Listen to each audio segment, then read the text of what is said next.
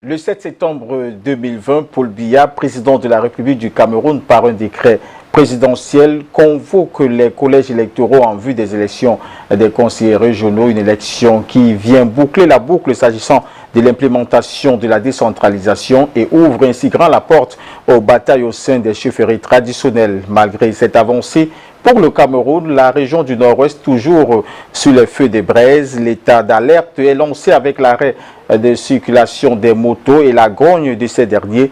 Même panorama attendu pour les commerçants du marché qui crient leur ras-le-bol face aux irrégularités observées au cours des élections du président du dit marché. Mesdames et messieurs, voilà quelques thèmes qui vont meubler les 52 prochaines minutes. Vous regardez la rétrospective de l'information de la semaine qui s'achève. Bonjour.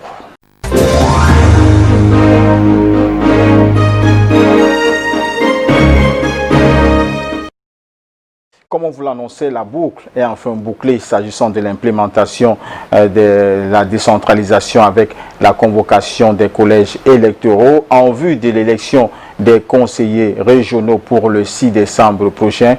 Dans la sphère politique, les réactions fusent, comme le montre ce reportage. La décentralisation connaît un grand bond avec le décret présidentiel sur les élections régionales. Le processus entamé avec les autres élections habituelles va se poursuivre le 6 décembre prochain avec le choix des conseillers régionaux. La classe politique du RDPC se réjouit de cet acte présidentiel dans la région du Nord Cameroun. Le président de la République a respecté ses engagements en lançant le conseil régional et nous sommes en train d'évoluer, d'arriver à la décentralisation. Nous attendons, comme d'habitude, les directives du comité central pour la sélection des candidats. Depuis, on attendait la décentralisation et que cette fois-ci, la décentralisation est en train d'être en place. Les élections régionales vont mettre aux prises les différentes formations politiques. Pour les 90 sièges de la région du Nord, les acteurs des partis politiques d'opposition pensent dans le même ordre d'idée d'une concrétisation des textes fondamentaux de 1996. Pour les chefs traditionnels, 20 sièges en compétition. Ça montre la volonté du chef de l'État pour la démocratie au Cameroun. Ça permet le parachèvement de la décentralisation au Cameroun. Nous sommes arrivés à un niveau où chaque région va se gérer. À Garoua également, l'on partage l'avis selon lequel les élections régionales devraient intervenir en temps de paix totale. C'est comme toutes les autres élections. Je pense que si on pouvait tenir compte de la situation, n'est-ce pas, de guerre, de regarder en profondeur nos problèmes et d'envisager des solutions adéquates. Les choses vont bouger dans les semaines à venir pour préparer ce scrutin nouveau dans la sphère politique camerounaise.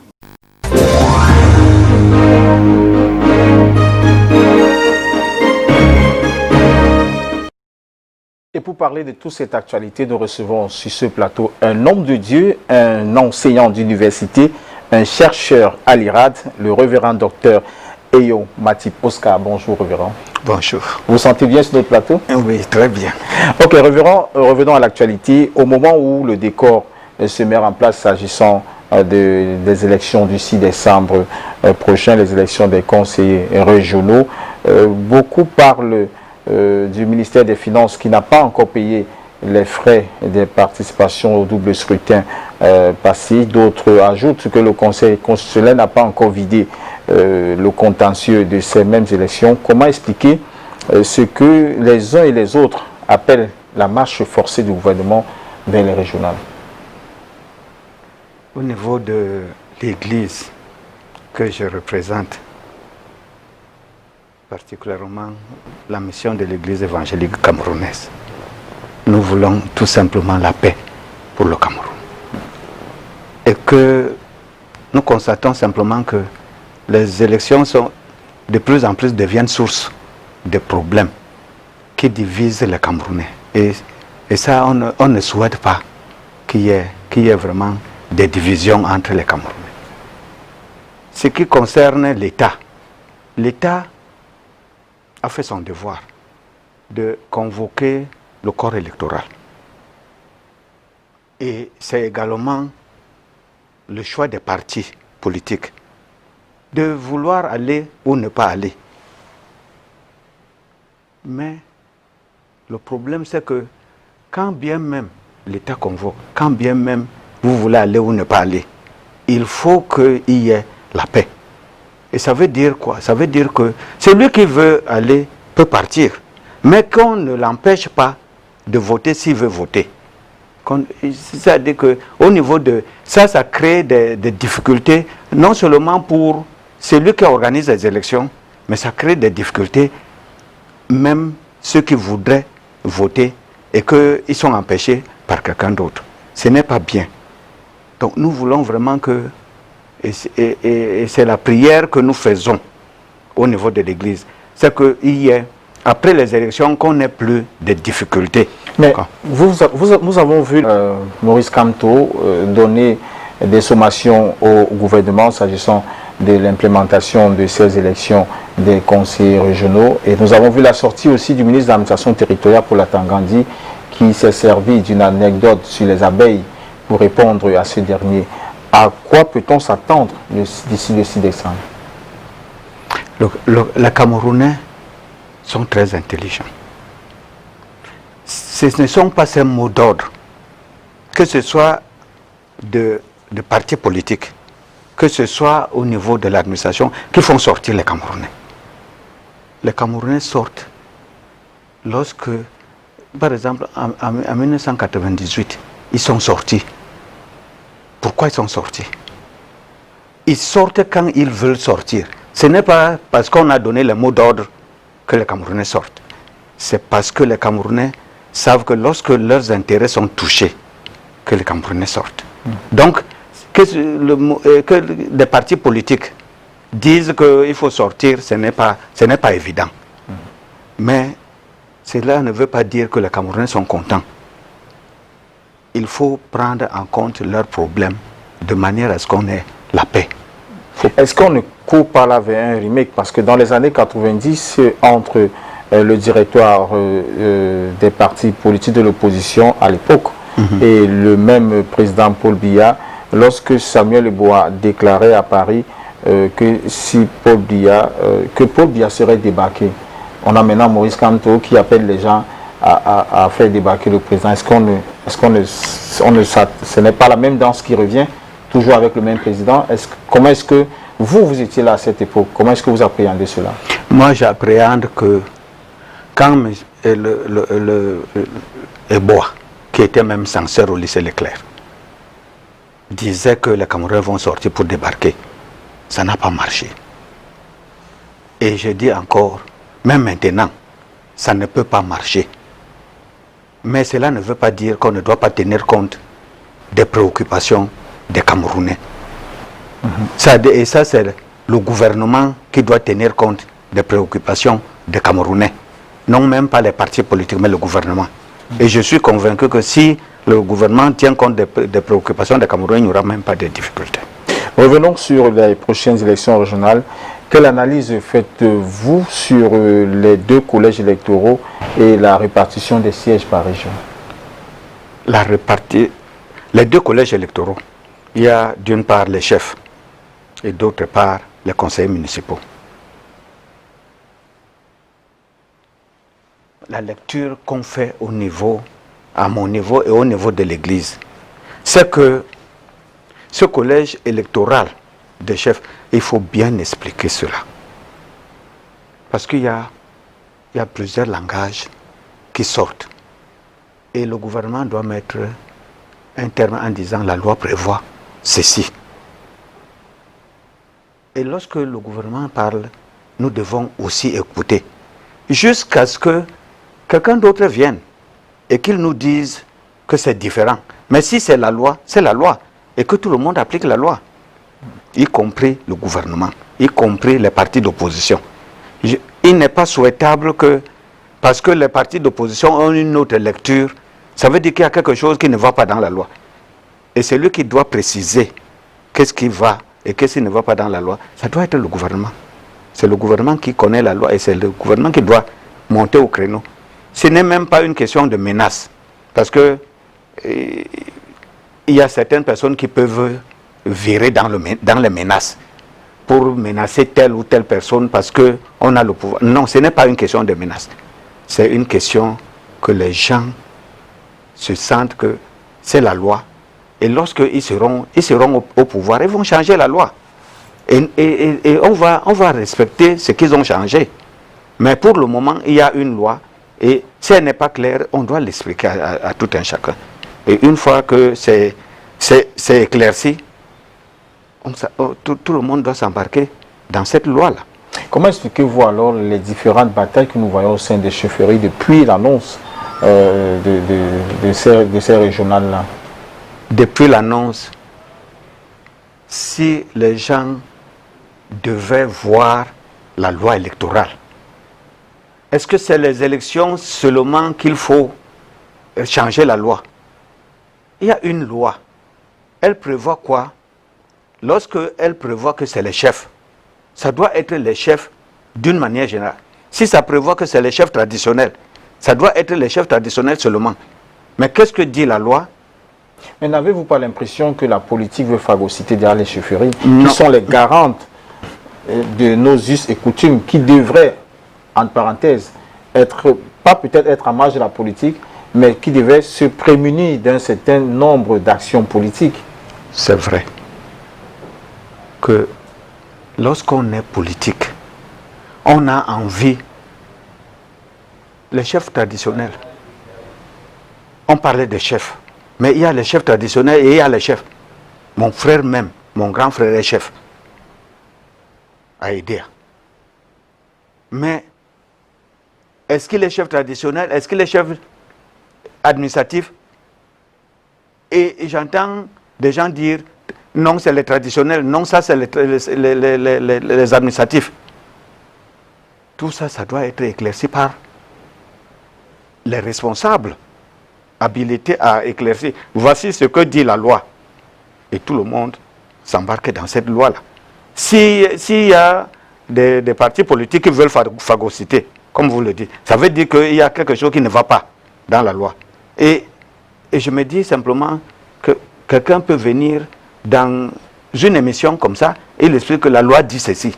Et un point, un trait. Et on est obligé de se focaliser sur cette loi jusqu'à ce que cette loi change. Si elle change, tout le monde va changer. Révérend Dr Eyo, comment expliquez-vous les voix des femmes qui s'élèvent, qui exigent plus de sièges aux conseils régionaux? Elles sont certes, on les connaît, elles sont dans toutes les batailles au sein des partis politiques, elles sont même parfois plus nombreuses. À qui la faute dans la sphère des décisions de la non-représentativité des femmes en ce qui concerne ces élections régionales? Ce que je peux dire, c'est que j'ai fait un séminaire où j'avais condamné les femmes, nos sœurs. Mais vu de cette manière, on ne comprend pas pourquoi je le disais. Je voudrais être plus explicite maintenant. Nos sœurs sont égaux aux hommes. Lorsque j'étais à Niamey, j'ai dit ça au Niger, que nos sœurs, si on les exclut, on exclut au moins 50% de la population. Donc il ne faut pas les exclure en matière politique. Il ne faut pas les exclure. Mais le vrai problème n'est pas au niveau de la femme. Il est où le problème? Le vrai problème, c'est une question: est-ce que la femme est disponible? Est-ce que si la femme est disponible, il faut lui donner toutes les prérogatives qu'elle doit en avoir? Or, le problème, c'est que les femmes ne veulent même pas être candidates. Alors qu'elles constituent 50% de la population. Si vous cherchez une femme pour être candidate, il n'y en a pas. Ou très peu. Elles ne veulent pas. Malgré le fait qu'on les oblige, elles ne veulent pas. L'autre chose, c'est qu'elles ne sont pas disponibles. C'est que la femme, quand vous avez une femme à la maison, vous vous attendez qu'on doit vous préparer à manger, elle doit faire le travail des femmes. Or, une femme à la maison, une femme qui s'occupe de son mari ne peut pas en même temps s'occuper d'autre chose. Parce que le mari s'accapare de tout. Et c'est pour cela que je dis que où nos femmes veulent être comme les autres femmes, ou bien elles sont des femmes au ménage et elles s'occupent du ménage. Mais faire les deux, ça devient très difficile pour la femme. Mais que répondez-vous à ceux qui pensent que les femmes au Cameroun sont nourries par la peur, tout simplement parce que l'État, entre parenthèses, serait misogyne? Parce qu'on a vu des femmes telles Edith Kawala, telles Eteki Otabela, on a vu Rosaline Kamga, qui se sont fait broyer par les états-majors des partis politiques, voire par l'administration dans leur combat. Est-ce que cet État n'est pas misogyne? C'est un président africain qui disait que c'est celui qui est à côté du cabinet qui connaît comment il sent. Si tu n'es pas à côté du cabinet, tu vas dire que le cabinet là, le cabinet que telle personne a fait, ce cabinet ne sent pas. Alors que tu viens à des heures où ça ne sent pas. Mais pendant d'autres heures, ça sent de manière à chasser les champs. Le même cabinet. Donc quand tu n'es pas à côté de la femme, ne parlez pas de cette femme. Parce que tu ne la connais pas. Si elle répond aux questions que c'est une femme qui veut faire de la politique, il n'y a pas de raison pour qu'on les chasse. Mais si c'est une femme qui est mariée et qui a besoin, que son mari a besoin d'elle, au niveau de l'église, la femme doit obéir à son mari. Oui, mais la femme doit se départir de la religion lorsqu'elle veut faire la politique. Donc, est-ce que vous trouvez normal que ces femmes qui veulent s'engager en politique et qui n'adhèrent pas aux idéaux de celui qui est en face soient broyées comme certaines que j'ai citées là, qui sont broyées par les états-majors de d'autres partis? C'est vrai, vous avez dit c'est la politique. Mais vous voyez que ces femmes ont certes la volonté d'y aller, mais elles ont un répondant très efficace qui les amène à ne plus se lever. Oui. En ce moment, je dis encore, lorsqu'une femme veut se lever, on doit lui faciliter les choses. Quand une femme veut se lever. Mais si elle est disponible, il n'y a pas de problème. Ok, révérend pasteur, depuis l'annonce de la convocation des collèges électoraux, on voit des batailles qui se produisent au sein des chefferies. On a le cas de Bonassama. C'est tout un désordre qui est observé, comme nous montre ce reportage. La grogne, entreprise en fin de week-end dernier par les indignés Sawa, portant protestation contre la nomination d'un chef traditionnel halogène au village Bonassama dans l'arrondissement de Douala 4e, n'est pas un geste anodin en ce moment où le Cameroun s'achemine vers une élection régionale. Et le chef traditionnel joue un rôle important et même majeur, parce que vous savez que la région est constituée de deux organes, le conseil régional et le président du conseil régional. Et bien entendu, au niveau du conseil régional, les chefs traditionnels font partie justement du collège électoral. Selon des spécialistes, le débat n'est pas autour de l'autochtonie ou du statut halogène attribué à un chef traditionnel, car les élections régionales arrivent avec une floraison d'avantages et de privilèges. Le statut de chef emporte beaucoup de privilèges, emporte beaucoup des honneurs, ce qui peut justifier aujourd'hui tout l'acharnement que nous voyons. Avant les régionales, aucune personne n'avait un intérêt pour la chefferie traditionnelle. Question de lutte normale et légitime, c'est ce que le législateur a voulu. Mais cela n'empêche pas que ceux qui ne sont pas autochtones ne fassent pas partie du conseil régional. L'élection régionale qui mobilise autant d'attention se situe également comme une avancée dans le processus de la décentralisation au Cameroun, estiment des spécialistes. La région est la plus grande unité dans laquelle la décentralisation peut se mouvoir. Pour cette élection des conseillers régionaux, les collèges électoraux sont convoqués au chef-lieu de chaque département pour le 6 décembre prochain.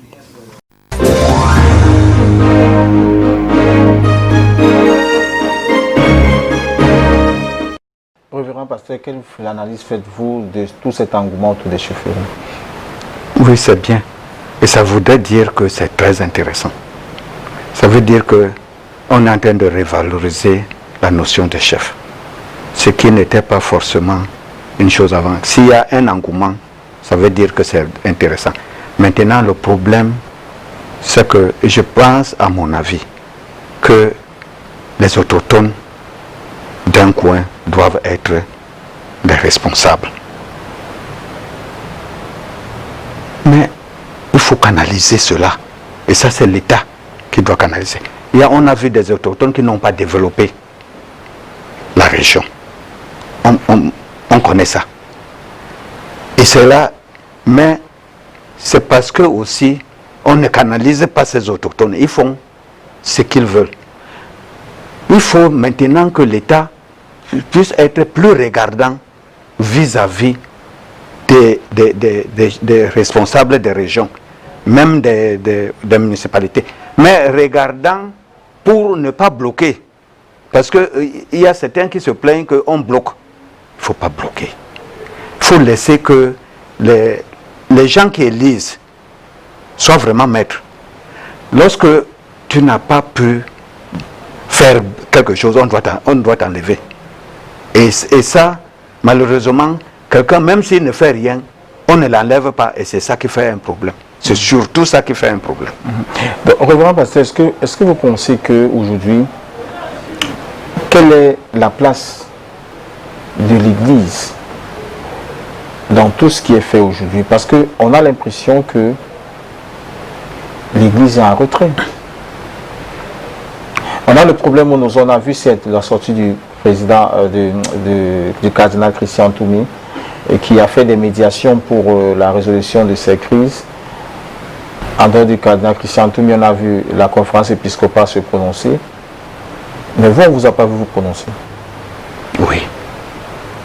C'est quoi la Mecque? La Mecque. D'abord, la Mecque n'est pas consultée. Dans la mesure où, quand on invite, on a des églises au Nozo. On a des églises à Bamenda. On a des églises à Limbe. On a des églises partout. Dans le Nozo. Et même dans l'extrême nord. À Marwa. On a 2 églises. Il faut simplement qu'on demande à la Mecque. Qu'est-ce que vous pensez de ça? Vous, qu'est-ce que vous pensez? Moi, ce que je pense, c'est que pour qu'il y ait la paix, et j'avais dit ça, il y a de cela, quand la crise commençait dans une télévision concurrente, j'avais déjà dit, et je suis content de voir qu'on tient compte, même sans pouvoir me le dire, mais on tient compte de ce que j'avais dit, et c'est bien. Si l'Église catholique est impliquée, c'est bien, mais ça ne suffit pas, ce n'est pas les seuls acteurs. Je dis encore, si on veut la paix, dans le Nozo, on va avoir la paix. Et je le dis devant les télés. Qu'est-ce qu'il faut faire? Qu'est-ce qu'il faut faire? Il y a 2 façons de négocier. Il y a la négociation officielle, où les gens, l'État et les gens, ça veut dire que c'est vu à la télé, c'est même montré. Mais il y a les négociations en sourdine. Et ces négociations en sourdine sont beaucoup plus importantes pour moi que les négociations que tout le monde voit. Je suis convaincu que si, au niveau du Nozo, le chef de l'État partait en disant au service de sécurité, je pars pour mettre la paix, je suis convaincu qu'il y aurait eu la paix au Nozo. Parce que la présence du chef de l'État suffit. Et ça, c'est la sécurité qui doit faire son travail de protéger notre président, parce que c'est notre président. Et je le dis en toute sincérité, c'est notre président et la sécurité a le devoir de le protéger parce qu'ils sont payés pour ça. Maintenant, si le président ne peut pas aller, il peut déléguer quelqu'un, mais il lui donne tous les pouvoirs. Et tu fais ça en dessous. Quand tu parles, les gens doivent savoir que c'est le président qui parle. Tu promets certaines choses, il faut que les gens sachent que c'est le président qui promet. Ce n'est même pas toi qu'on voit, mais c'est celui qui est en bas. C'est celui qui est derrière toi. Et je pense que ce genre de négociation aurait réussi. Entre-temps, à Bamenda, la situation s'enlise. l'État, à travers son armée, a fait une opération baptisée Bamenda Clean. Mais aujourd'hui, les mototaxis sont interdits, les motos, pardon, sont interdits de circuler dans la ville de Bamenda, comme nous le montre ce reportage. Bamenda, ce mardi matin, les rues sont désertes. Aucune moto ni aucun véhicule en vue. On pourra en déduire à un Gostahan que non. C'est la conséquence de l'acte municipal co-signé avec le préfet du département de la Mézam interdisant la circulation de motos-taxis privés ou à titre commercial dans certaines artères de Bamenda. Une décision qui a pris effet le week-end dernier après les assassinats d'un sapeur-pompier et d'un inspecteur de police en plein jour, les assaillants étant à bord de motos. Les benzineurs ont le droit de faire leur fonction, faire leur travail.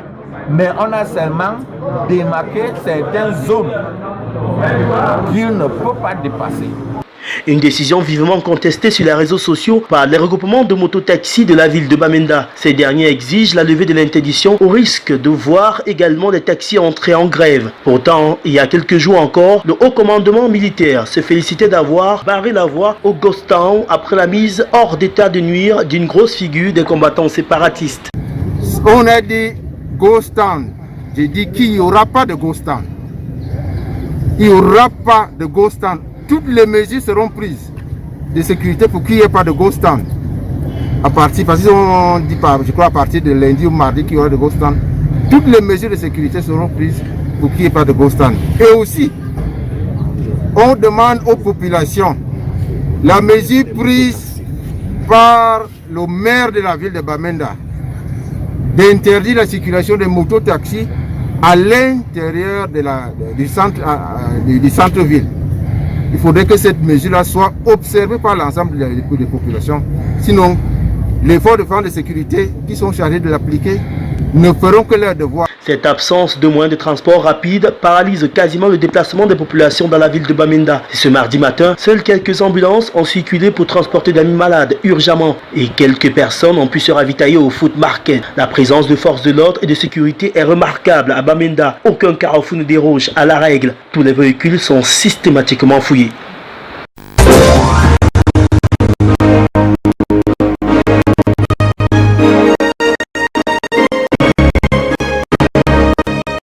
Que pensez-vous, docteur, de ceux qui disent que l'opération Bamenda Clean arrive tardivement? Non, le gouvernement a le droit de faire régner l'ordre. Ça, je ne peux pas. C'est le rôle du gouvernement. Les gens pensent que c'est facile. Si on te dit d'être le général qu'on voit à Bamenda, ce n'est pas facile, même pour lui. C'est pour cela que, en ce qui concerne l'église, il faut... Parce que j'ai été à Bamenda la nuit. J'ai été à Bamenda la nuit. Je suis arrivé conduisant ma voiture la nuit.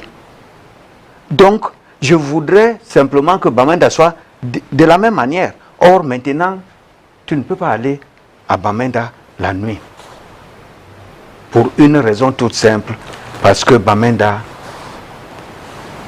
on a des difficultés de circuler à Bamenda. Et le gouvernement s'est rendu compte qu'il y a des gens qui, avec les motos, réussissent à faire des choses. Alors que non, le gouvernement n'a pas... Ce n'est pas l'intention du gouvernement de bloquer, pour dire la vérité. Parce que si l'économie est bloquée, il n'y a plus rien. Donc, le gouvernement est dans une situation telle que c'est pratiquement intenable pour lui. Révérend pasteur, autre fait marquant de l'actualité, c'est la gestion de la riposte face à la Covid-19. Le ministère de la Santé annonce des chiffres qui sont satisfaisants. L'on pense même déjà dans la rue que la Covid-19 est vaincue. La Covid-19 a presque disparu. Vous avez été, dans votre vie de fonctionnaire à l'IRAD, vous avez travaillé avec des tradipraticiens. Quel est votre avis dessus? Je crois que Dieu nous a tout donné. Et je l'ai dit il y a de cela 3 ou 4 ans. Dieu nous a vraiment tout donné. Il suffit de se pencher, de prendre. C'est pour ça que moi, quand j'étais à l'international, j'ai favorisé la médecine traditionnelle. J'ai travaillé au Mali, j'ai travaillé au Niger, j'ai travaillé au Burkina Faso, même au Cameroun. Et j'ai vu des tradipraticiens de Togo, parce qu'ils avaient le diabète, sont venus chercher une plante au Cameroun. Parce que cette plante n'était qu'au Cameroun. Pour pouvoir aller se soigner du diabète qu'on a trouvé au Bénin et au Togo. Donc, je dis, nos plantes servent. Mais maintenant, il y a aussi de faux dans les tradipraticiens. Il y a beaucoup de faux. C'est pour ça que quand j'étais à l'international, nous avons pensé à une chose. C'est que lorsque le tradipraticien dit que je peux guérir une maladie, par exemple la Covid-19, la personne arrive à l'hôpital, on lui fait les examens, on trouve qu'il a la Covid-19, on lui demande, est-ce que tu veux te soigner chez le tradipraticien ou bien tu veux te soigner à l'hôpital? Il y a certains qui vont dire qu'ils veulent aller chez le tradipraticien. Donc l'hôpital n'a que le rôle de contrôle. Tu es malade. Ok, tel tradipraticien, on t'envoie. Si tu as une centaine de personnes guéries de cette maladie-là, au niveau... On a vu le cas avec Monseigneur Cléda. Oui, par exemple. Il faut simplement que Monseigneur Cléda dise que la Covid-19, j'ai utilisé mes remèdes et une centaine de personnes...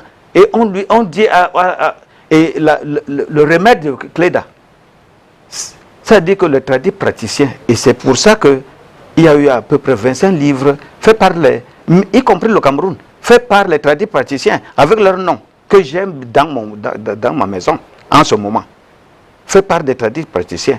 Donc, Monseigneur Cléda, si tu peux guérir la Covid-19, on t'envoie les gens qui ont la Covid-19. Et lorsque tu as 100, c'est fini. Mais pensez-vous aujourd'hui que cela donne porte ouverte aux tradipraticiens? Peut-on vraiment leur faire confiance? Et dans ce cas, ce cheminement fait qu'on trie ceux qui sont faux. Le cheminement si on t'envoie 100 personnes et que tu n'es pas capable de guérir les 100 qui ont été prouvés qu'ils ont la Covid-19, si tu ne peux pas les guérir, on ne va pas te mettre... Mais là, vous envoyez les hommes comme les cobayes. Non, c'est la personne qui choisit. Si tu veux aller à l'hôpital, tu vas à l'hôpital. Si tu veux aller au niveau des tradipraticiens, tu vas chez les tradipraticiens. Et on dit, si le tradipraticien a réussi, maintenant son remède ça rentre dans les pharmacies. Mais vous et lui-même il profite. Vous, révérend pasteur, vous avez fait toute votre carrière professionnelle, comme je disais, à l'IRAD. Vous avez été à l'international au Bénin, au Congo. Pensez-vous aujourd'hui qu'en regardant ces caméras, vous dites aux Camerounais qu'on doit faire confiance à la médecine traditionnelle? Je dis encore, il faut que le gouvernement rentre dans les médecines traditionnelles. Parce que c'est le gouvernement qui certifie que oui, ton remède est efficace. Pas quelqu'un d'autre. Et lorsque le remède est efficace, le tradipraticien voudrait profiter de son remède. Faites-le profiter de ce remède-là. C'est-à-dire que son remède se retrouve en pharmacie, on peut prescrire son remède, et ce remède-là, il a les royalties de ce remède-là. Il a un pourcentage dans ce qu'on vend et qu'on va lui donner. Donc vous êtes de ceux qui pensent qu'il faut les sortir du maquis, comme on dit au Canada? Oui, il faut les sortir du maquis parce que pour le moment, ils ne veulent même pas donner parce que les gens prennent et il n'y a plus de répondants. Ces gens disparaissent. Alors que les tradipraticiens, je suis convaincu qu'ils veulent vendre leurs remèdes. Ils veulent vendre. Donc pour terminer, révérend pasteur Yob, qu'est-ce que vous dites, quel est le message que vous pouvez porter aujourd'hui à l'endroit de ceux qui nous dirigent s'agissant de votre... Déjà, comment est-ce que votre MEC contribue-t-elle à consolider la paix dans ce Cameroun? Est-ce que vous priez pour le Cameroun chez vous? Oui, énormément. On prie pour le Cameroun énormément. Et je pense que le Seigneur va faire que la paix revienne au Cameroun. Que ce soit dans l'extrême nord, où j'ai travaillé, à Maroua. Que ce soit à Bamenda, où j'ai été plusieurs fois. Ou dans le sud-ouest, à Beya, où mon fils a étudié à PCSS, je pense que la paix va revenir. Parce qu'on prie énormément Dieu. Et c'est pour cela qu'il n'y a pas d'explosion pour le moment. Et qu'est-ce que vous pouvez dire aux dirigeants aujourd'hui? Je pourrais dire aux dirigeants simplement qu'il faut, parce qu'ils sont dirigeants, ils sont les premiers responsables que nous regardons. Ils ne doivent pas rester tranquilles et se dire que ça va se résoudre. Le Cameroun, c'est un cumul. Lorsque ça s'accumule, ça finit par exploser. Il ne faut pas attendre que ça explose avant de trouver une solution. C'est maintenant qu'il faut résoudre le problème. Merci vraiment d'être passé sur ce plateau. Merci. Nous espérons vous retrouver très bientôt. Merci. Et beaucoup de courage dans votre mission. Merci pour Canal 2 également.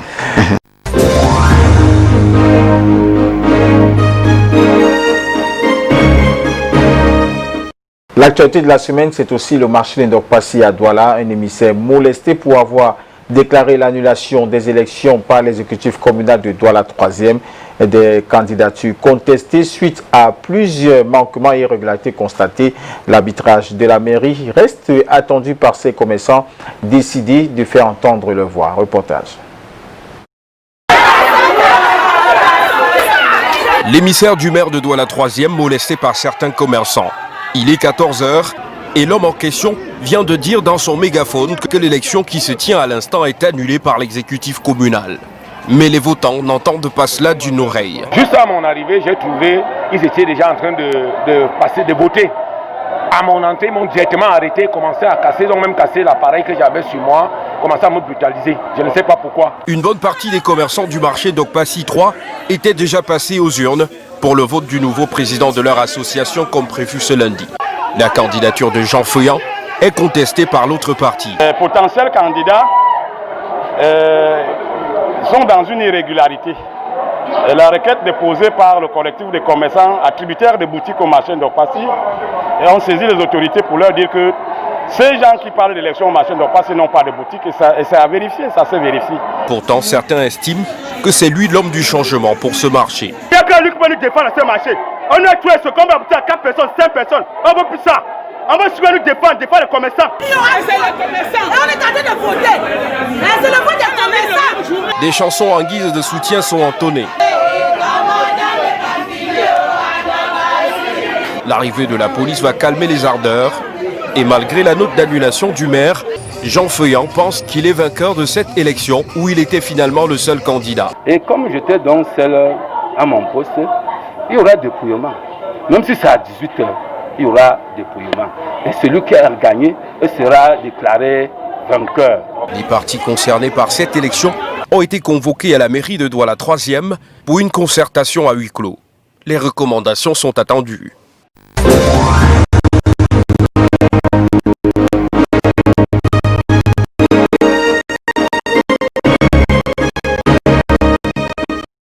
Pour parler de cette actualité, nous recevons sur ce plateau Ewodo Martin Ferdinand, un commerçant au marché d'Okpassi. Bonjour. Bonjour, monsieur le journaliste. Monsieur Martin Ewodo, qu'est-ce qui se passe au marché d'Okpassi? En quelques mots. Bon, en quelques mots, le marché d'Okpassi est tranquille, il n'y a pas de problème là-bas, le marché est en construction. Mais il y a un petit sujet d'actualité aujourd'hui qui est l'élection d'un représentant des commerçants. Comme on appelle, c'est de ça qu'il est question aujourd'hui, un peu à ce niveau-là. Où est la paume du discorde? Parce qu'on a vu l'élection du représentant des commerçants, j'ai envie de dire, du président des commerçants, si. Contestée par l'autorité communale. Et le représentant du maire se fait molester dans ce marché-là. Oui. La paume du discorde réside à quel niveau? Bon, il n'y a pas de paume de discorde. Le véritable problème, c'est que le code électoral avait été rédigé avec beaucoup de négligence. Et il y a eu des failles pour que des gens qui n'avaient pas qualité se retrouvent à cet endroit et en ce moment. Et le maire a eu l'honnêteté intellectuelle de revoir ces erreurs. Et c'est le sous-préfet qui est venu les corriger parce que, entre autres, les erreurs étaient lesquelles? Par exemple, lorsqu'on disait que un locataire peut devenir représentant des commerçants. Vous convenez avec moi que c'était une pure aberration. Donc c'est de ça qu'il est question. Voilà pourquoi le maire a prorogé par 2 fois cette élection, question de revoir le code électoral. Donc votre problème, c'est que celui qui est contesté aujourd'hui est locataire au marché? Évidemment. Il n'a pas de boutique. Et quand vous dites il est locataire depuis 2 semaines. Parce que juste, il est venu prendre une boutique juste à la date où il devait avoir élection. J'ai son protocole, j'ai son contrat de bail. Juste en cette période où il est venu. Mais entre-temps, il a exercé au marché, on le dit. Oui, par le passé, effectivement, c'est un collègue représentant. Nous avons cheminé ensemble, moi j'y suis depuis 2007. Et il a été représentant, ça je le reconnais, ça, il est là depuis. C'est même lui le président sortant. Ça, c'est son mandat, c'est vu fini, je crois, en 2012. Donc si je comprends bien, vous contestez le mode électoral du représentant de votre marché? Évidemment. Mais est-ce que avec ce mode électoral, vous n'avez pas fonctionné un certain temps? Par le passé, ce n'était pas comme ça. Si on s'inspire effectivement de ce qui s'était passé par le passé, moi j'ai été candidat. C'est lui qui m'avait battu la élection. Par le passé, effectivement, il faut avoir un intérêt direct. Il faut d'abord avoir un étal marchand dans le marché. Mais celui qui est là, vous a battu par le passé? Évidemment, parce que justement, c'est ce que je vous dis par le passé. Mais le statut a changé. Parce qu'aujourd'hui, c'est un marché classique. Par le passé, c'était un marché spontané, où il n'y avait que des petites caisses. Bon, désormais, le marché est devenu un marché moderne. Ce sont des boutiques, des étals marchands légaux, construits par la mairie.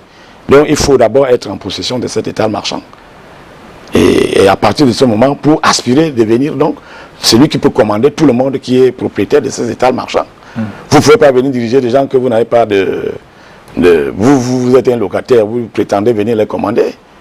C'est de ça qu'il est question. Pourquoi sa qualité de locataire vous intrigue tant? Naturellement, parce que c'est tel que je vous explique.